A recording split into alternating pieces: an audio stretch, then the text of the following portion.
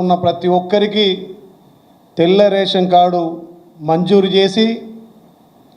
తుంగతుర్తి గడ్డ పోరాటాల గడ్డ మీద నుంచే రేషన్ కార్డుల పంపిణీకి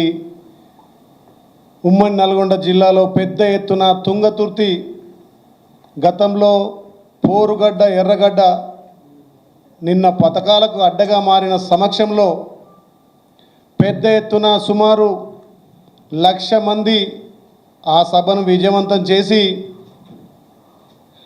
గులాబీ గుండెల్లో దడు పుట్టించినటువంటి ఆ సభను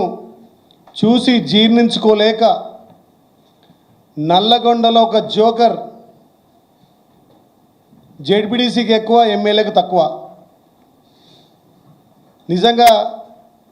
నల్లగొండలో ఇప్పటికే మీ నూకలు చెల్లినాయి, మీకు డిపాజిట్లు రాలేదు, ఏదో అత్యవసర మెజార్టీతోటి 2,000 3,000 మెజార్టీతో గెలిచిన జోకర్ జగదీశ్వర్ రెడ్డి కూడా